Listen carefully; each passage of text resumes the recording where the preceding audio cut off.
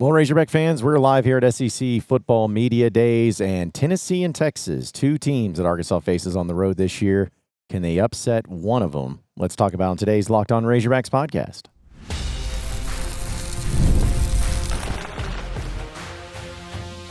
You are Locked On Razorbacks, your daily podcast on the Arkansas Razorbacks. Part of the Locked On Podcast Network, your team every day. And welcome into the Locked On Razorbacks podcast. I am your host, John Nabors. I am also the host of Inside Arkansas Live, which you can catch every weekday starting at noon on Inside Arkansas and InsideArkansas.com. Today's episode is brought to you by FanDuel. Right now, new customers can get $150 in bonus bets when your first $5 bet wins.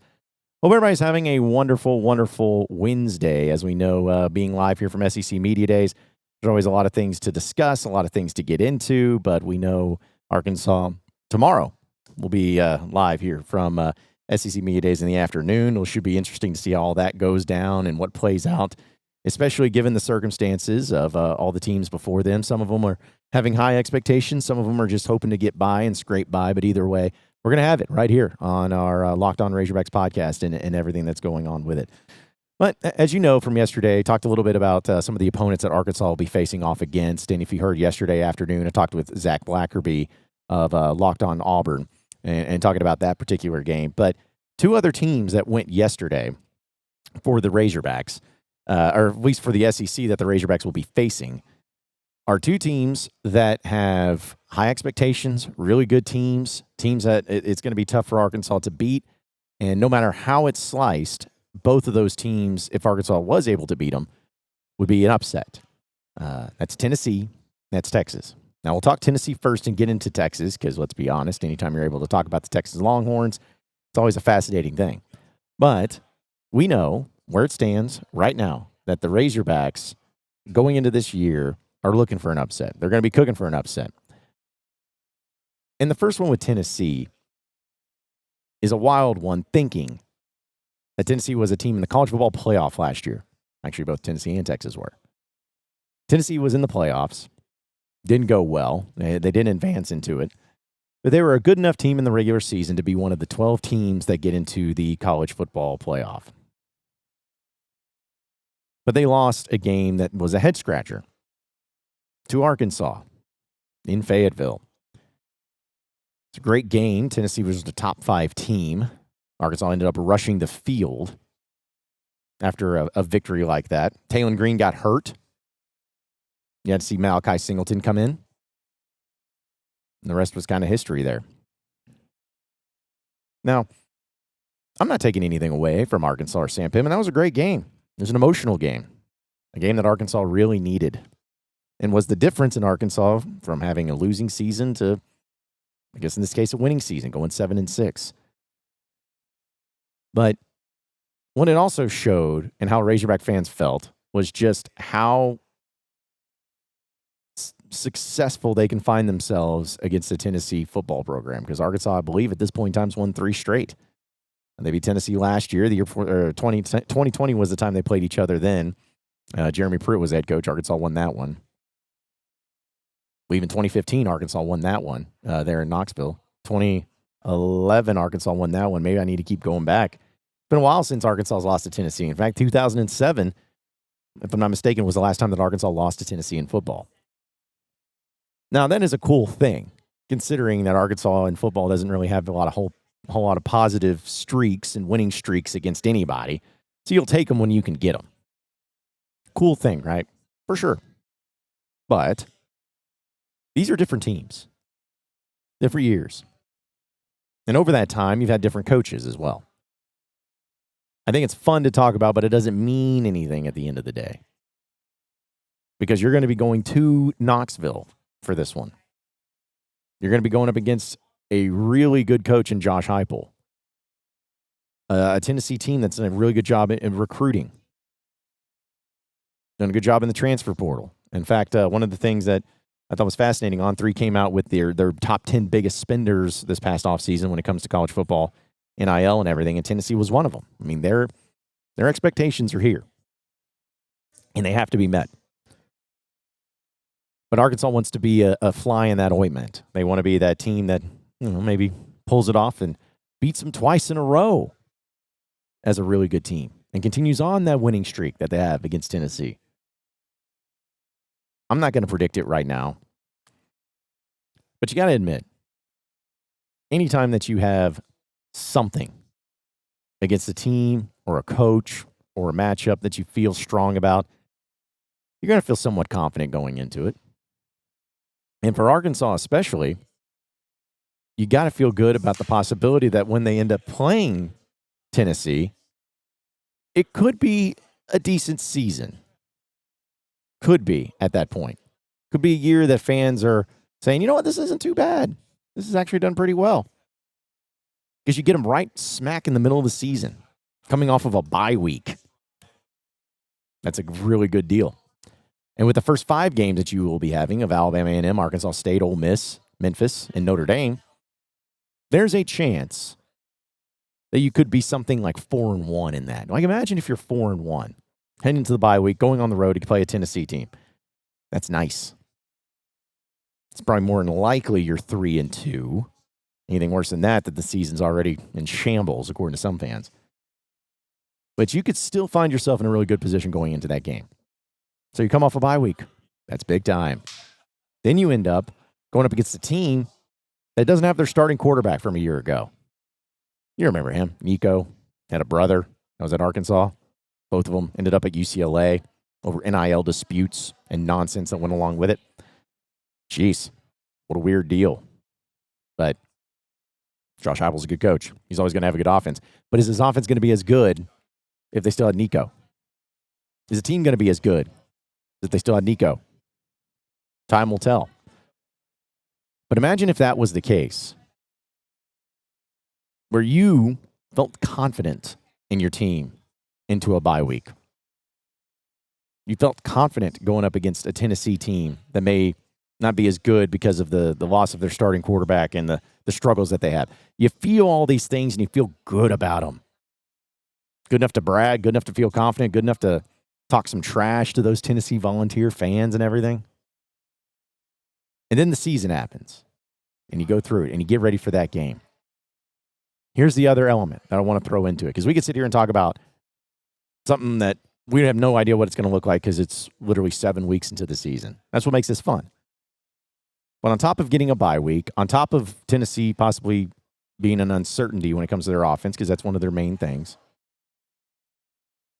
anytime you have a coach that sees something about a particular offense and exploits it, that is always going to be a thing that I feel great about.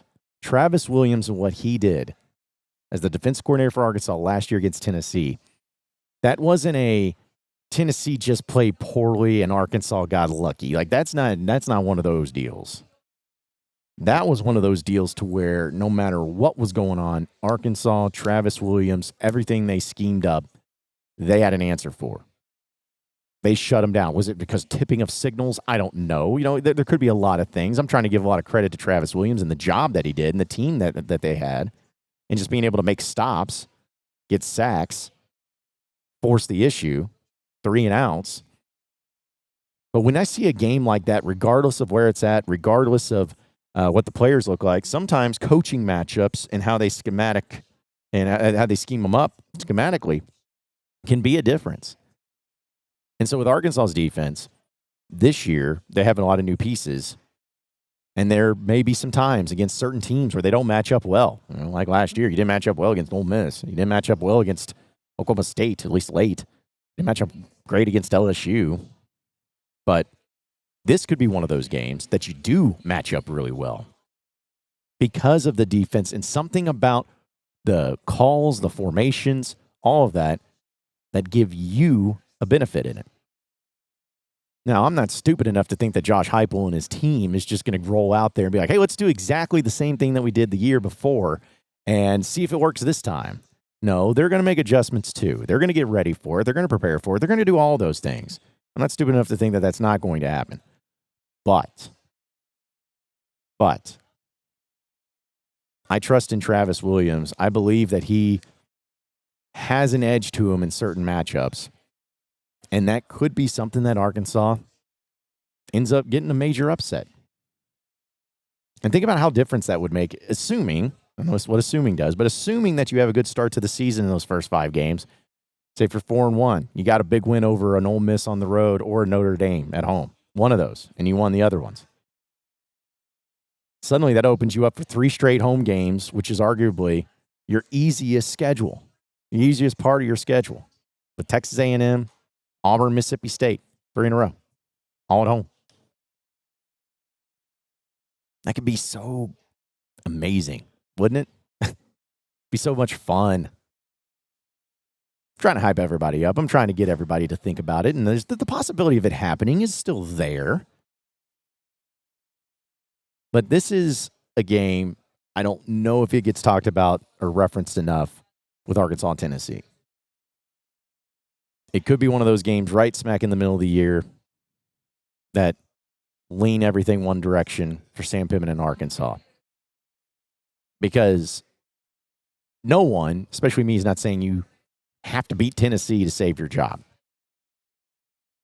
But if we have to see in your first bye week, going on the road to Tennessee, a team that looks ill-prepared, disinterested, completely outgunned, outmatched, everything after a bye week, then there's no hope for Arkansas. There's no chance in it.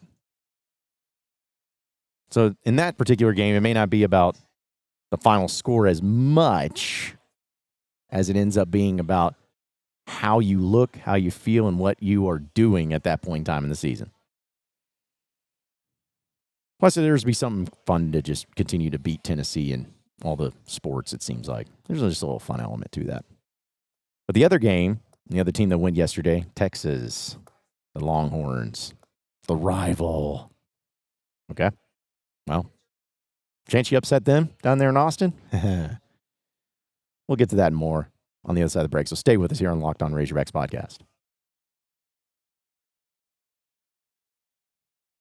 All right, Razorback fans, summer sports are in full swing, and whether you're all about baseball under the lights, golf on the green, or high-stakes soccer action, FanDuel is the best way to make every single game so much more exciting. You've already been following the action, so why not make it a little bit more thrilling? With FanDuel, you can get in on the game while your friends are over there getting sunburned at the beach. You got Major League Baseball going on right now. You got future bets that you can get in on. That's what's going to help you out when it comes to your FanDuel app. It keeps everything fresh with new daily promotions and fun ways to bet. It's easy to use, it's a fast payout, and it makes even regular season games feel like must-watch events. Whether I'm going to be placing a same-game parlay or watching a bet ride into the 9th inning, FanDuel makes it easier for you all because you're going to be part of the action. So if you're new to FanDuel, new customers can bet just $5 and get $150 in bonus bets if your first bet wins. Over the FanDuel app, go over there and download it and open it today and visit FanDuel.com to get started. All right, so moving on into the next segment of the Locked On Razorbacks podcast. So, we talked a bit about Tennessee and what to expect out of them, Josh Hyple and all of that. They don't have their starting quarterback anymore. Could that be problematic? What is everything going to look like right there? Like, there's just a lot of discussions there. But now we talk about Texas. Old Texas, Steve Sarkisian. The team that won the SEC last year, that advanced into the college football playoff. The furthest team of any SEC team was right there in the semifinals. Maybe it felt like they should have lost to Arizona State. Would have been nice. Just rooting against them. But still, they got a good thing going down there in Texas. As much as I and you and the American people hate to admit it, they got a good thing going. And there is an absolute obsession right now with Arch Manning. Why? Well, his last name's Manning. He's going to be the starting quarterback this year, taking over for Quinn Ewers. And Arkansas and Texas played each other last year. I don't know if any of you remember. It was kind of a weird game at a weird time when many people had kind of jumped ship a little bit. It was an 11 a.m. game in Fayetteville, and Arkansas ended up losing that game 20-10. Now, I found that game very strange because of the final score. I mean, Arkansas usually didn't play their best games at home. They had just gotten trounced by LSU and Ole Miss in the previous games at home. It was an 11 a.m. game, which is always tough. But Arkansas held their own for the most part, especially defensively. And they did some nice things. They just didn't make the play here, the play there to find a way to upset Texas. And let's be honest, every single time that Arkansas is going to play Texas, really in any sport, but especially in football, there's going to be some extra energy. There's going to be some extra juice to it, as I like to say. And there's no doubt that Arkansas is going to care more about winning that game than Texas. That's not to say Texas doesn't care about winning that game. But when it comes to what it means to people, what it means to fans, who it would mean more to me, it's 100% going to be Arkansas. Now, the unfortunate part of that game is that they play Texas late in the season. When I say late in the season, I mean late in the season. Second to last game. Who in the world knows what Arkansas is going to look like at that point in time, right? They could have an interim coach, or it could be changing things around and looking great in a season. It could be that too. But your hope has to come from, with that particular game. First off, it's not going to be a morning game, guys. Sorry. It's already been announced. It's going to be a flex game on November 22nd, either at 2:30 or 7. So it's going to be an afternoon game or a night game. Isn't that great? But you'll be able to at least fight for something in that game, whether it's pride, whether it's a bowl game, whether it's for Sam Pittman's fate. You got to be able to upset teams this year, given the schedule. Now, you could get it out of the way early, beat an Ole Miss on the road, beat a Notre Dame, beat an LSU on the road, beat a team like Tennessee on the road. LSU's later in the year. Get it out of the way and cruise on. But let's be honest, Arkansas at the end of the season is going to be fighting for a bowl game. That's what it feels like. Last year they did it. This year they're doing it. They don't have an easy game in the final stretch or, the directional school, the non-conference game. They'd be like, oh, we'll chalk that up for a win. I'll get to bowl eligibility. And then let's just roll the dice and see what happens. Nope. Doesn't have anything like that. Your final 3 games are on the road against LSU, on the road against Texas, and then Missouri at home.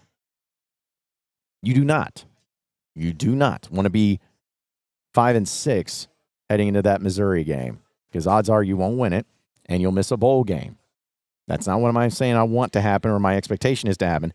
I'm just telling you that if you're trying to find success, if you're trying to find that piece to make you feel good about the way the season ends and feel good about the possibility of Sam Pittman moving forward, that's not a scenario that's going to do anything for you.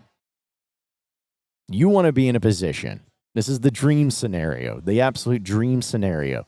You want to be in a position that with 2 games left, Texas on the road and Missouri at home, which means you've played 10 games so far in the year. You want to be sitting pretty at 7-3 at minimum. That's a lot, right? You're like, you're insane. You're insane if you think that's going to happen. And you're right. I am insane. But I'm telling you, the best chance, the best feeling you could have when you're going up against Texas is when you are a little bit of a threat. And for Arkansas to be considered a little bit of a threat, they have to have accomplished something as the year has gone on. Because if you have a losing record going into that Texas game, feels like fans are just jumping ship. They're out. They ain't want none part of it. But if you've already established yourself and gotten that bowl game off your back a little bit, not worrying about, we got to get to the bowl game, because I don't want to hear that either. I want to hear about having a great year. Accomplish that early. Take care of business of that early. And then save your best for last. In the season strongly. You have 2 rivals, call it 3 if you want to say the battle line rival is one, to end the year.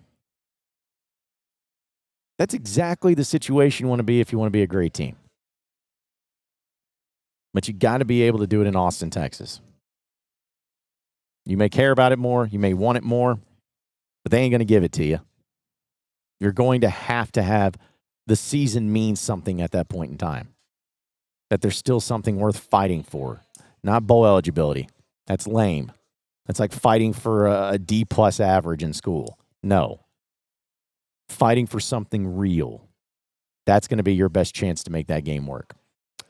We'll get to the final segment here on the show and talk about the expectations that I've been hearing from media here across the SEC. So stay with us here on Locked On Razorbacks podcast.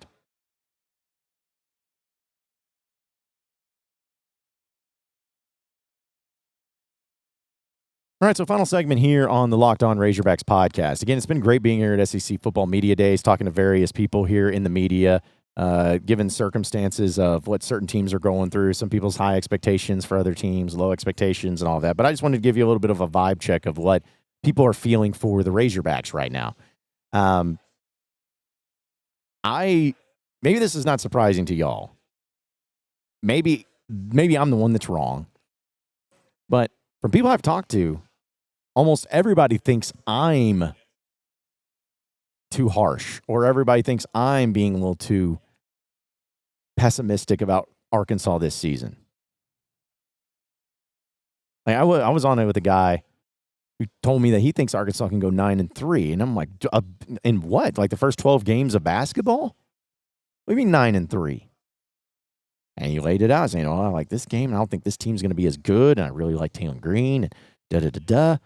And I'm sitting there, and I'm like, is this like the hot take of the century? Are you just trying to troll me? Are you trying to, make me feel like I'm the one that's taking crazy pills? But then I talk to other people, where maybe they're not saying 9-3 is that way, but there's people I talk to that say, no, I mean, I think Arkansas could upset a couple of teams this year, and I think people are really, really down on them. Okay? Well, I think Arkansas, man, they could find a way to, really take a next step and get to that 7-8 win range. All right?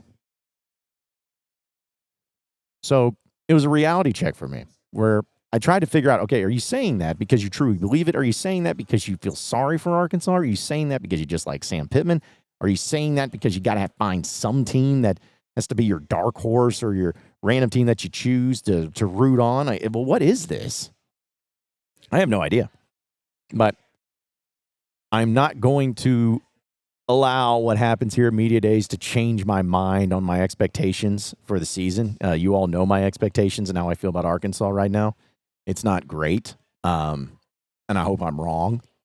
But I was a little shocked to hear as many people who are feeling like Arkansas could do something this year. Not win the SEC, not go to the playoff, not even be one of the best teams in the country at any point in time, but be better than what they were a year ago. And I remind them of the schedule, and I remind them of what they got, and I remind them all these things. They're like, yeah, we know. Okay. So maybe y'all need to start listening to everybody else's stuff when they talk about Arkansas instead of me. Maybe they know more about it than me. But I guess one way to find out here in just a little over 40 days. Appreciate each and every one of you listening in and watching into the Locked On Razorbacks podcast. Be sure to like and subscribe to the podcast on iTunes or on Google Play. You can also get after me on Twitter at John Nabors Show for any questions, comments, concerns that you may have. We'll keep it going from there. Same podcast time, same podcast channel tomorrow afternoon. Have a great day, everybody. See you then.